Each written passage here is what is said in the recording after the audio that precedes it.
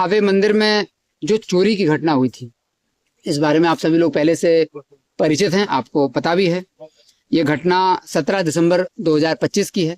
Gopalganj police को जब इसमें सूचना मिली कि थावे मंदिर में कुछ नकाबपोश चोर आए थे और उनके द्वारा माता का जो सोने का मुकुट था, छतरी था, सोने का नेकलेस और चांदी का हार चोरी हुआ था और एफआईआर दर्ज करके अनुसंधान किया गया था। इसमें पूर्व में भी 3 अभियुक्तों को गिरफ्तार किया था और कुछ सामान जो है वो रिकवर हो चुका था। तो घटना का उद्भेदन पहले हो गया था, लेकिन चूंकि थावे मंदिर गोपालगंज की एक बड़ी प्रतिष्ठा है और हम लोगों ने एसआईटी बनाई थी और लगातार उस पर काम कर रहे थे।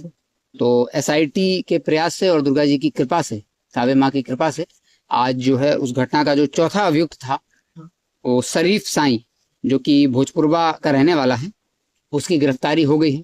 उसको उसके घर से ही गिरफ्तार किया गया है। उसके साथ उसने जो उसका जो दूसरा घर है, बथान वाला घर, वहां से मिट्टी में गाड़ा हुआ पूरा सामान जो कि हम लोगों ने इकट्ठा किया है, आपकी उसके लिए भी है, आप लोग दिखा सकते हैं।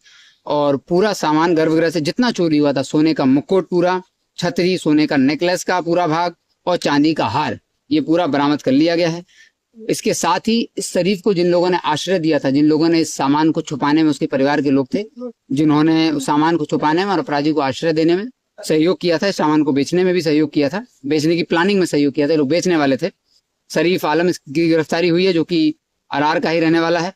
चांद आलम है, एक महिला है इनके साथ, और एक एजाज अली है जो कि सिवान का रहने वाला है। इस घटना में पूर्व में दीपक राय, इजामुल आलम और गुड्डन उर्फ गुड्डल, पेसर गुलाब साईं, ये लोग भी जेल जा चुके हैं। इस घटना में सारे आरोपी अब गिरफ्तार हो चुके हैं, सारी बरामदगी हो चुकी है। अब केवल सजा दिलाने का काम बाकी है। हम लोग सुनिश्चित करेंगे स्पीडी ट्रायल की इसको 15 दिन के अंदर सजा दिलाई जाए, सारी गवाहियां कराई जाए, सारे सामान का पहचान कराई जाएगी। तो बरामदगी भी हो गई है, सारी गिरफ्तारियां हो गई हैं। इस घटना में पहले एसआईटी बनी हुई थी एसडीपीओ सर 1 के नेतृत्व में, उन्होंने लगभग अनुसंधान करके इसको क्लियर कर दिया था।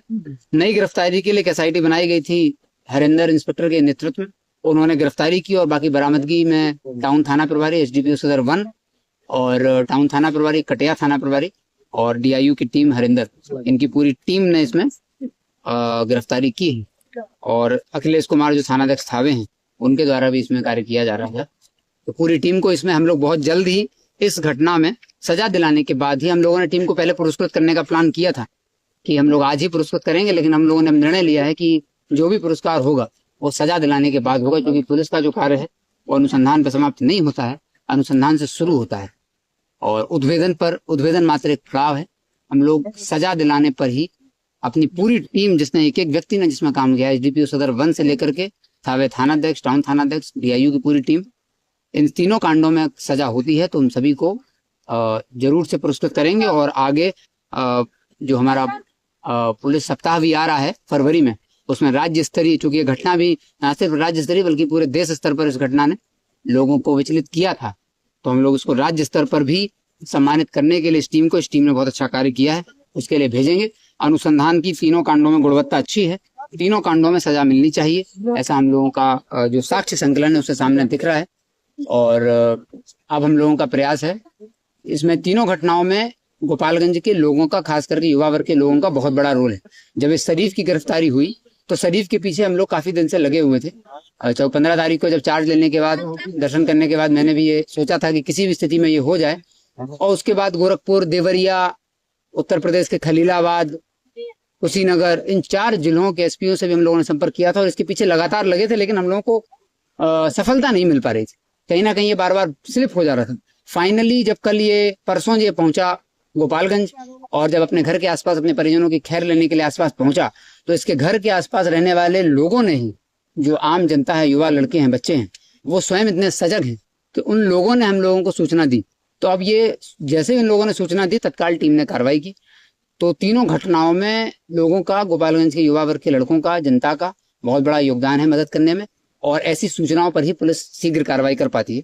अपराधी को पकड़ने में जनता की सूचना सबसे अहम होती है। हमारी पूरी टीम आपकी हर एक सूचना को गंभीरता से लेगी और हम लोग उस सूचना पर गिरफ्तारी करेंगे। गिरफ्तारी करने के बाद फिर जो वैज्ञानिक अनुसंधान होगा वो हम लोगों की जवाबदेही है और उसको फिर सजा दिलाने का पूरा प्रयास किया जाएगा। और मुझे उम्मीद है कि तीनों कांडों में जल्दी सजा मिलेगी। सजा करने के बाद डीएसपी लाइन हमारे एसपी डिटेल इंचार्ज है, वो दोबारा से प्रेस को ब्रीफ करेंगे कि सजा की क्या स्थिति है। और तीनों सुरक्षा और बढ़ाई जाए। मंदिर की सुरक्षा पर भी हम लोगों ने एक कमेटी भी बनाई है। डीएसपी लाइन, एसडीपीओ सदर 1 और हमारे प्रोविजनल डीएसपी हैं, थावे थानाध्यक्ष और टाउन थानाध्यक्ष, इन सबके नेतृत्व में एक टीम बनाई है। पूरी सुरक्षा का हम लोग एक बार वो कर रहे हैं। इस सुरक्षा में सिर्फ सुरक्षा नहीं, बल्कि हम लोगों का है कि श्रद्धालुओं को भी किसी तरह की समस्या का सामना ना करना पड़े, क्योंकि अक्सर मंदिर में बहुत भीड़ होती है, खास करके नव दुर्गा पूजा के टाइम।